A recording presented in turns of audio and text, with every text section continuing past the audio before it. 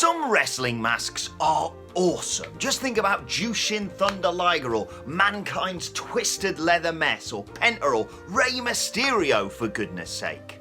However, there are some things that wrestlers pull over their heads that are decidedly, let's just say, not so awesome. With that in mind, I'm Adam Wilborn from What Culture, and these are the 10 worst wrestling masks. Number 10, Randy Orton. The catalyst for this list, Randy Orton showed up on Monday Night Raw sporting this mask to cover up his horrific burns off the back of Alexa Bliss's Fireball. I realise this is meant to be more bandagey than outright luchador mask, but you can't help look at him and see just a cheap Destroyer knockoff, can you? I mean, this is the company with Scrooge McDuck levels of money, and they made one of their biggest stars look like a bloke who forgot to put sun cream on his face on holiday and then hoid some tan tights over his head with some holes cut out. Then again, this is only number 10 on the list.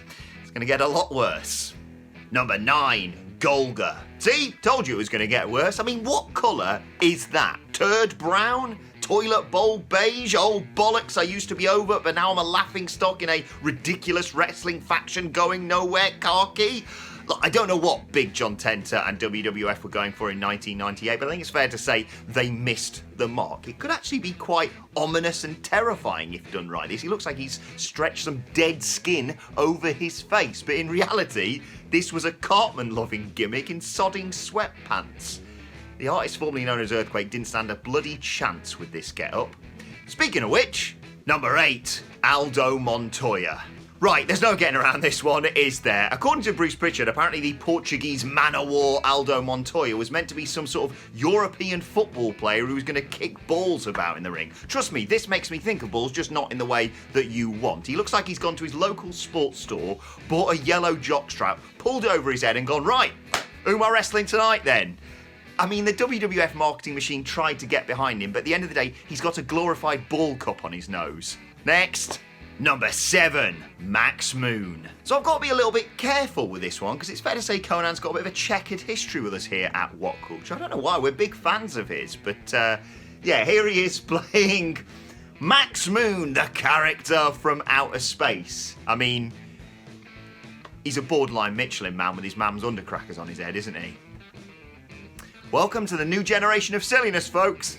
Number 6, Shane Storm. Creativity in wrestling is to be encouraged, but as with everything, there has to be a line somewhere. As you can probably tell from my amazing accents that pop up on this channel, I did drama rather than art at school, but this looks like an art project even I could have brought home. The Shikara and CZW man has had quite the selection of rubbish masks over his time, and alright, maybe he didn't have that much of a budget to work with. But, I mean, this looks like the last mask available in one of those pop-up Halloween discount stores. It's simultaneously crap and nightmarish.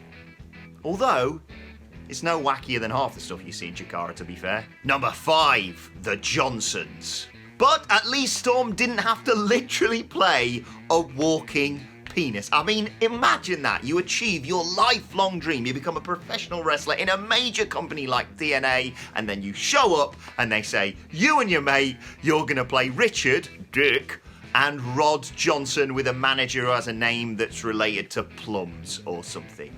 I mean, the only saving grace about this gimmick, which is 19 years old now and completely unforgettable, the only saving grace is that TNA didn't think, you know what we could do to this is add some little hairs or veins to the outfit. That's the only thing that could have made this any worse, or Vince Russo. These two were ribbed for nobody's pleasure. Number 4, Rachnaman.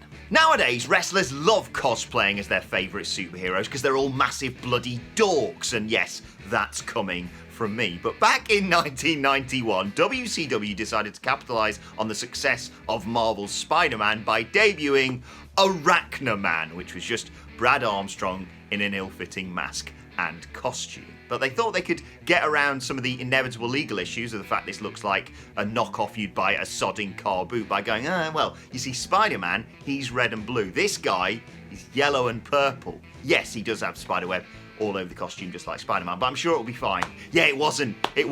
They got threatened with legal action, ruined Armstrong's run with the character, and eventually just had to scrap it entirely. I bet you Brad Armstrong was bloody devastated about that, eh? We're at number 4. Number 3, Mighty Yankee. Look at this poor bastard. Mikey Yankee was a gimmick played by Tony Anthony in Smoky Mountain Wrestling in the early to mid 90s, and his hood's actually been ahead of its time. And by that I mean it looks like the shock face emoji from an Android phone. Doesn't really fit his head either, does it? It's too small. He's got this weird sort of shrinking quality too that doesn't exactly make him look threatening or, well, mighty. And look at that scowl on the face behind him. He's been received less as Mil Mascaras and more Milhouse from the bloody Simpsons. Number 2, Battle Cat. Oh, look at this one. He's so cute and adorable. I mean, I sincerely doubt that is what Brady Boone was going for with his 1990 alter ego, but that is the impression I get. I mean, it's black faux fur with purple and silver to mimic whiskers. I'm not intimidated. I want to give him a treat more than anything. What were they thinking with this? What, did someone in WWF see Tiger Mask in Japan and go, oh, I'll tell you what, that gives me an idea. What if my Persian didn't scratch posts and poop in a litter box, but instead did arm drags? What was his big taunt, shoving his arsehole in your face? Let's move on. Let's get to the inevitable number 1 entry. Number 1, the Shockmaster. Yeah, it was always going to be, wasn't it? Nothing will ever top this. Say what you like about the other entries in this list, and trust me, I have, but at least they are original creations. This is just a Stormtrooper helmet covered in glitter, and it was designed to get Fred Ottman over. He was always going to flop, regardless of whether or not he fell flat on his ass as part of his WCW debut. And just indulge me about the wider picture of the Shockmaster here. If we can forget about the mask and zoom out a little bit further, he's wearing dad jeans. What are you doing? I mean, what, did you blow all your money on bloody sparkles, guys? I'm not saying, by the way, that a repurposed mask is always a bad thing. What is it? William Shatner is the mask that created Michael Myers in Halloween or something like that. But what I am saying is if you just take the anonymous V for Vendetta Guy Fawkes mask and cover it in tinfoil, you have not made the next big thing in wrestling. Although I have probably given Retribution their next idea for their newest member. And that's our list. Did we miss any out? Let us know in the comment section below, and don't forget to like, share, and subscribe. And subscribe to What Culture Wrestling on either iTunes, Spotify, or wherever you get your podcasts from for daily wrestling podcasts as well. Plus, you can let us know your thoughts on Twitter at WhatCultureWWE, where you can also find me at Adam Wilborn. Stay safe out there, wear a mask, none of these, be sensible. Thanks for watching. I've been Adam from What Culture, and I'll see you soon.